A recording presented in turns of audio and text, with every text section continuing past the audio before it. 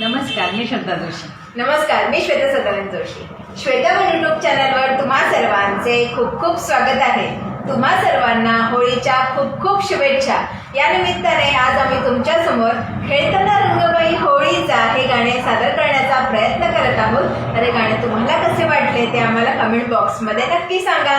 चला तर मग सुरुवात करूया.